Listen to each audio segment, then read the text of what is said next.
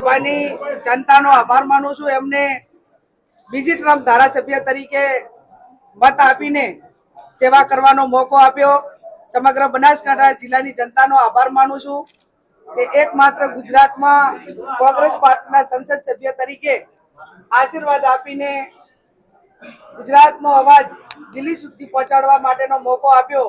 એ બદલ કોંગ્રેસ પાર્ટીનો, કેન્દ્ર નેતૃત્વ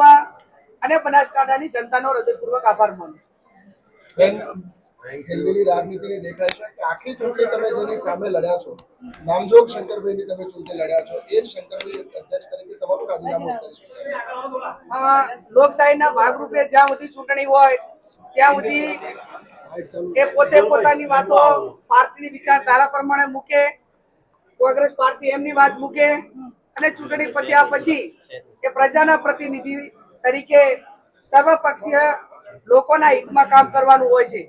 અને સૌ ટીમ વિધાનસભાની હોય, સંસદની હોય, તો ગુજરાતના હિતની વાત હોય કે દેશના હિતની વાત હોય ત્યારે હવે સર્વપક્ષીય દેશ અને રાજ્યના હિતમાં એ લોકોની સુખાકારી માટે તમામ જે દેશની સમસ્યાઓ હોય કે રાજ્યની હોય એ સાથે મળીને કામ કરવા। ગુજરાત પ્રદેશ કોંગ્રેસ સમિતિ આયોજિત આજે ત્રિવેણી સંગમ કાર્યક્રમ જે કોંગ્રેસના કાર્યકરોએ લોકસભાની ચૂંટણીમાં ખૂબ મહેનત કરીને કોંગ્રેસ પાર્ટીને જીતાડવાના સમગ્ર ગુજરાતમાં પ્રયત્નો કર્યા, એમનો આભાર માનવાનું। ઉમેદવારો આવી ખરાબ પરિસ્થિતિની અંદર એ તાકાતથી લડ્યા, એમનું મનોબળ ટકી રહે એટલા માટે અને બનાસકાંઠાની જનતાએ કોંગ્રેસ પાર્ટીને આશીર્વાદ આપીને ભારતીય જનતા પાર્ટીની જે હેટ્રિક થવાની હતી રોકીને સમગ્ર ગુજરાતની જનતા અને બનાસકાંઠાની જનતાએ લોકશાહી બચાવવા માટેનું જે એક ભગીરથ કાર્ય કર્યું, આ ત્રણેય કાર્યક્રમમાં પ્રદેશના તમામ આગેવાનો, ભૂતપૂર્વ પ્રમુખો, ગુજરાત પ્રદેશ કોંગ્રેસના પ્રભારી, સહપ્રભારી, પ્રદેશ પ્રમુખ બધે જ હાજર રહીને તમામ કાર્યકરોનું મનોબળ વધે એ માટે એમને વાત કરી। કોંગ્રેસ પાર્ટીના સૌ હોદ્દેદારોએ પોતપોતાના જિલ્લાની અંદર ભાઈચારાની ભાવનાને ખભે ખભો મિલાવીને જે કામ કર્યું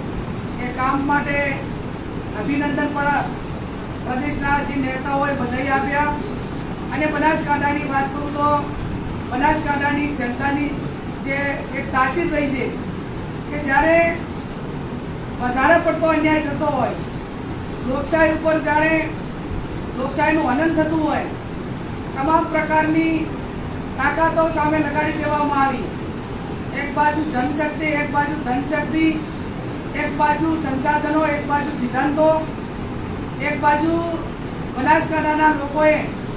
એક બનાસની બેન તરીકે સૂત્ર આપ્યું, એ ગરીબ બેનનું મતનું મામેરું ભરવાની વાત, આ તમામ જે મુદ્દાઓ હતા એ લોકલ મુદ્દાઓ, કોઓપરેટિવ સેક્ટર એ સત્તા માટે જે એક એનો ઉપયોગ કરવામાં આવી રહ્યો છે અને સહકારી માળખું એ તમામ લોકોએ પોતાને કંઈક રીતે મદદરૂપ થાય એ માટે જે તે વખતે કોંગ્રેસની સરકાર હોય, ચાહે બનાસ બેંક હોય, બનાસ ડેરી હોય, એની સ્થાપના કરી। પણ આજે લોકોને લાભ મળવાને બદલે માત્ર સેક્ટરોનો ઉપયોગ એ સત્તા માટે એક જ વ્યક્તિ એના સ્વાર્થ માટે જ્યારે લાખો કરોડો રૂપિયા બનાસકાંઠાની જનતાના પરસેવાના પૈસા જ્યારે એમના વ્યક્તિગત સ્વાર્થ માટે કરીને વપરાતા હોય, પાર્ટીમાં વપરાતા હોય, ત્યારે કુદરત નહીં એ દેર હોય, અંધેર ના હોય, એ કુદરત પણ માફ કરતું નથી। ચાહે 2018ની ચૂંટણી હોય, 22ની હોય કે 2024ની હોય, ત્યારે મીડિયાના માધ્યમથી સમગ્ર ગુજરાતની કોંગ્રેસને, કોંગ્રેસના કાર્યકરોને સંદેશો આપું છું કે આ જીત એ આ લોકશાહીની જીત છે, આ તમારા બધાના આશીર્વાદ છે। કોંગ્રેસ પાર્ટી જેમ મેં મારા પ્રવચનમાં કીધું ત્યારે ભૂતકાળની અંદર સમગ્ર બનાસકાંઠામાં સમૂહ લગ્ન હોય, વ્યસન મુક્તિનું કામ હોય, બ્લડ કેમ્પો હોય, વિદ્યાર્થીઓ માટે લાઇબ્રેરીઓ હોય, આ બધું અમે લોકફાળાથી કરેલું। સરકાર આપે કે ના આપે પણ લોકોના સહકારથી જનહિતના કાર્યો જે અમે 28 વર્ષ કર્યા એનું વળતર ત્યાં બનાસકાંઠાની જનતાએ 2024માં એ લોકસભાની ચૂંટણીમાં વોટ અને નોટ આપીને એનો બદલો બનાસકાંઠાની જનતાએ ઉતાર્યો. ત્યારે મીડિયાના માધ્યમથી એક જ કહું કે સેવાકીય કાર્યો એ કોંગ્રેસ પાર્ટીના આગેવાનોએ ભૂતકાળમાં કર્યા છે, વર્તમાનમાં કરી રહ્યા છે અને આવનાર સમયમાં એ ડબલ તાકાતથી કરે એવી પણ હું આ મીડિયાના માધ્યમથી સમગ્ર રાજ્યની કોંગ્રેસના સૌ હોદ્દેદારોને વિનંતી કરું છું.